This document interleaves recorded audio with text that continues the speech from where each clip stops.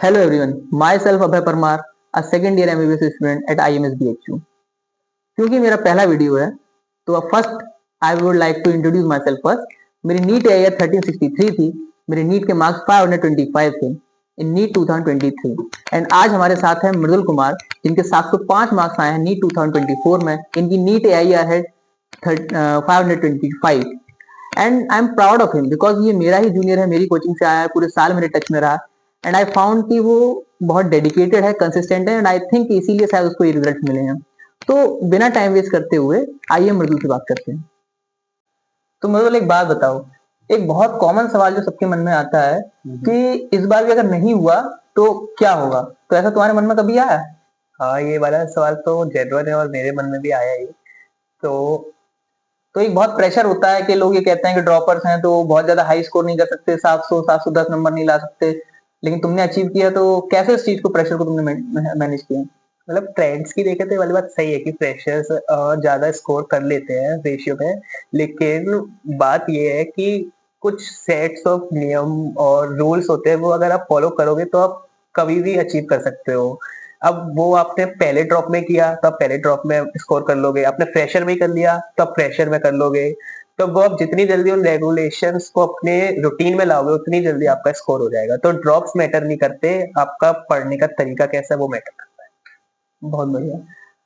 तो अब अगला सवाल मेरा आपसे ये कि मॉक टेस्ट आपने दिए होंगे अपनी प्रिपरेशन में, तो आपका लोएस्ट स्कोर क्या गया था? लोएस्ट स्कोर मेरा था 510। वो 510। फुल फुल जो होता है ना, फुल सिलेबस वाला, उसमें था। ठीक है, 5.4 था। तो कभी आपको ऐसा लगा कि मार्क्स मेरे बढ़ नहीं रहे हैं, सेचुरेशन आ गया, मैं पढ़ रहा हूँ, सारे जो मुझे एफर्ट करने चाहिए वो एफर्ट मैं कर रहा हूँ, बट फिर भी मार्क्स मेरे इंप्रूव नहीं हो रहे हैं?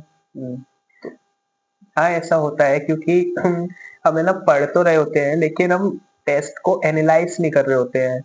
तो अगर हम हमारा या तो पढ़ने का तरीका गलत है या फिर एनालाइजिंग का तरीका गलत है तो हमारे मार्क्स बढ़ते नहीं है, सैचुरेट हो जाते हैं। और बात ये है कि मार्क्स ज्यादा मैटर करते नहीं है, मार्क्स से ज्यादा मैटर करता है आपका इम्प्रूवमेंट कैसा है। तो इम्प्रूवमेंट करो बस, टेस्ट से मेन आपकी लड़ाई तो नीट वाले दिन ही हो। नहीं, बात आपकी बिल्कुल ये ठीक है, क्योंकि बहुत बहुत मिथ होती है लोगों के मन में कि हमारे मॉक टेस्ट के मार्क्स ही सब कुछ हैं। अगर मॉक टेस्ट में मार्क्स उतने नहीं आ रहे हैं कि सिलेक्शन जितने मार्क्स नहीं आ रहे हैं अगर, तो लोगों को लगता है कि हमारा सिलेक्शन नहीं हो सकता। पेरेंट्स हैं और लोगों के फ्रेंड्स हैं, कई बार जहाँ कोचिंग में बच्चे पढ़ रहे होते हैं वहीं टीचर्स का भी मन में रहता है कि नहीं, मॉक टेस्ट में उतने नंबर नहीं ला पा रहा है तो इसका सिलेक्शन नहीं हो सकता। तो उसके बारे में आप क्या कहना चाहेंगे, ये मिथ है या फिर ये बात सच है? मतलब इसे ये भी नहीं कह सकते कि कंप्लीटली मिथ है और ये भी नहीं कह सकते कि कंप्लीटली सच है। मतलब मॉक टेस्ट के मार्क्स ऐसा नहीं मैटर ही नहीं करते, आपको मॉक टेस्ट भी यही सोच के देना होता है कि ये हमारा एक्चुअल टेस्ट है। लेकिन अगर हम देखें ट्रेंड्स के अकॉर्डिंग तो मेरे मतलब फ्रेंड्स ऐसे भी है जिनके मॉक टेस्ट में मार्क्स बहुत कम आते थे लेकिन नीट में उन्होंने बहुत अच्छा स्कोर किया, जैसे मैं ही हूँ उसका एग्जाम्पल। और ऐसा भी है कि जो मॉक टेस्ट में टॉप करते थे लेकिन उनके मार्क्स नीट में मुझसे कम है।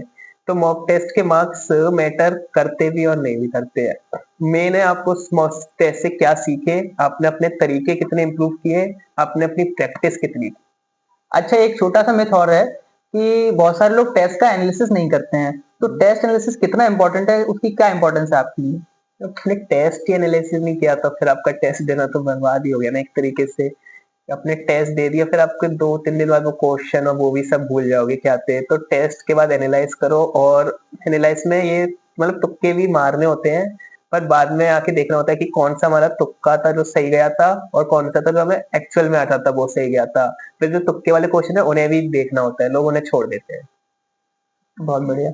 अच्छा, एक चीज और मैं पूछना चाहूंगा, कई बार ऐसा लगता है ना कि मार्क्स में सिचुएशन आ गया है, मार्क्स बढ़ नहीं रहे हैं, मेरे इंप्रूव नहीं हो रहे हैं।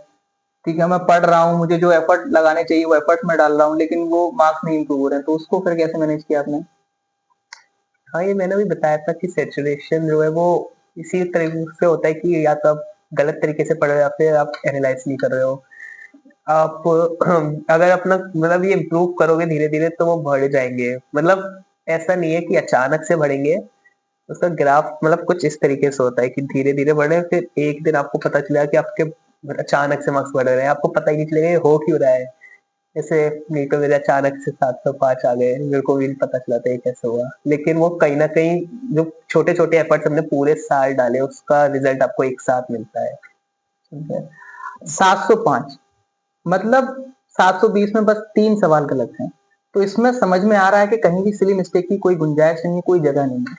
इतना प्रेशर, एग्जाम का दिन जो होता है वो बहुत प्रेशर होता है, ठीक है, ये जितने भी एस्पायरेंट्स हैं वो कोरिलेट कर सकते हैं।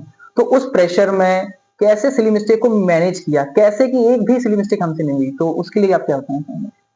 इसके लिए सबसे पहले तो मैक्सिमम टेस्ट हमें देने होते हैं, और टेस्ट ऐसा नहीं है कि सिर्फ आप टेस्ट टेस्ट दिए जा रहे हो, थ्योरी नहीं पढ़ रहे हो।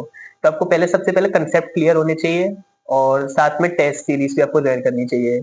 और टेस्ट सीरीज ऑफलाइन ज्वाइन करो, ये ज्यादा बेटर है। और ऑफलाइन में भी किसी मतलब ऐसी कोचिंग की करो जो किसी स्कूल में सेंटर देती हो। जैसे मैंने एलएम की करी थी, तो वो उनका गवर्नमेंट स्कूल में सेंटर होता था, तो उससे पूरा नीट वाला फील आ जाता था, और वो इसलिए वो आदत पड़ गई थी उस प्रेशर में पेपर देने की।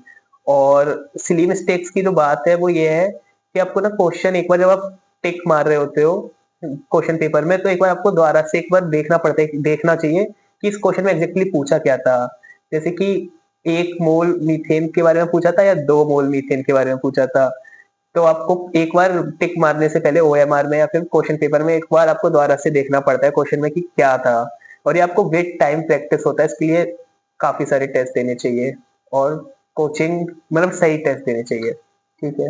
अच्छा, एक चीज और मैं पूछना चाहूंगा कि कई बार होता है हमारे साथ कि हमको पता है कि पढ़ना है, हमको पता है मॉक टेस्ट देना है, हमको पता है रिवीजन करना है, लेक्चर देखना है, शॉर्ट नोट्स बनाने हैं, पढ़ना है, चीजें याद करनी है, बट फिर भी पढ़ने का मन नहीं करता। मतलब पता है कि हमको पढ़ना है बट पढ़ने का मन नहीं करता। तो ऐसे बहुत सारे बच्चे हैं, तो उनके लिए आप क्या बोलना चाहिए?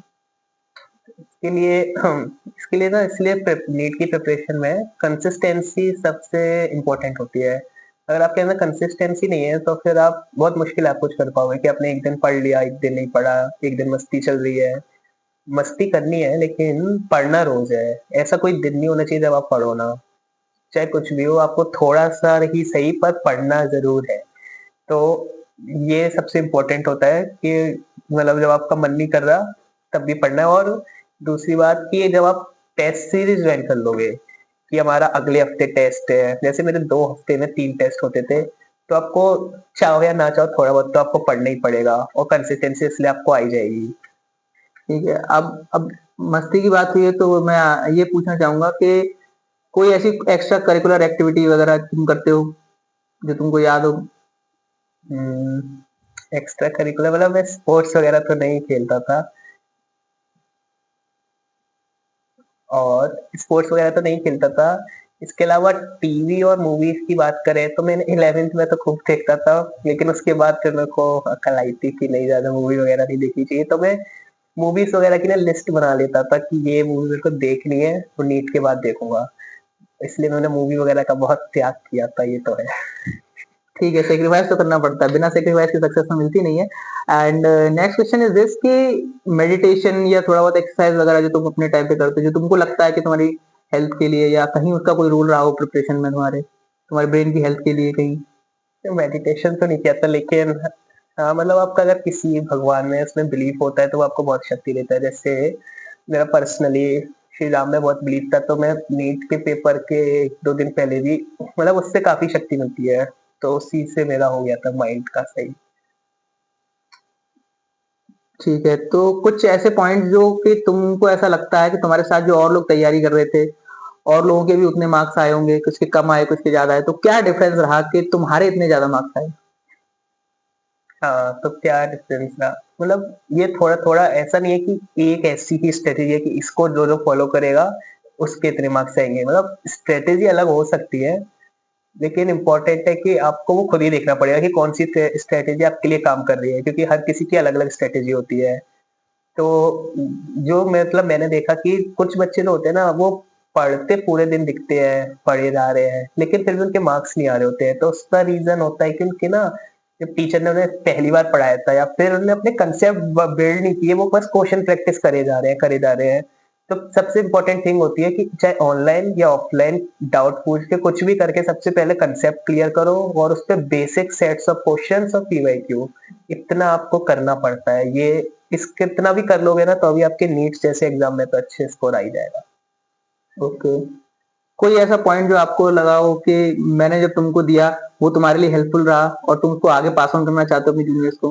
हाँ, वो सिली मिस्टेक वाला पॉइंट था कि कैसे सिली मिस्टेक रोक सकते हैं कि क्वेश्चन को मतलब एक बार दोबारा से रिव्यू करना होता है, और ये प्रोसेस फास्ट होना चाहिए, वरना आपका टाइम मैनेजमेंट नहीं हो पाएगा। ये मेरे को अच्छा पॉइंट लगाते हैं, मैं पास करना चाहूंगा। अच्छा, तो लास्ट में अपने जूनियर्स के लिए कोई मैसेज तुम देना चाहोगे? बस यही है कि सबसे इम्पोर्टेंट कंसिस्टेंसी है, इससे मैं बार बार एम्फेसाइज कर रहा हूँ, इसका मतलब ये सच में इम्पोर्टेंट है। और कंसेप्ट बिल्डिंग इम्पोर्टेंट है, और ज्यादा स्ट्रेस और प्रेशर की जरूरत नहीं है। मतलब इतना भी फ्री नहीं हो जाना कि कोई स्ट्रेस ही नहीं हो रहा है हमारा, तो कल नीट है। मतलब स्ट्रेस होना चाहिए, लेकिन वो पॉजिटिव स्ट्रेस होना चाहिए। बाकी पढ़ाई अच्छा, करते रहो, ऑल द बेस्ट। ठीक है, तो ऑल द वेरी बेस्ट। अब आई थिंक कि जो बेसिक क्वेश्चंस तुम्हारे मन में आ रहे होंगे, जो तुमको बहुत छोटी छोटी चीजें तुमको ऐसा लग रहा हो कि हाँ ये हमारे साथ भी दिक्कत है। एक्चुअली तुम्हारे साथ दिक्कत पता है क्या, तुमको लगता है कि ये प्रॉब्लम केवल हमारे साथ है, केवल हम ये प्रॉब्लम फेस कर रहे हैं। बट एक्चुअली जो एआईआर 1 लेके आने वाला होता है ना, वो भी सेम प्रॉब्लम उस टाइम पे फेस कर रहा होता है।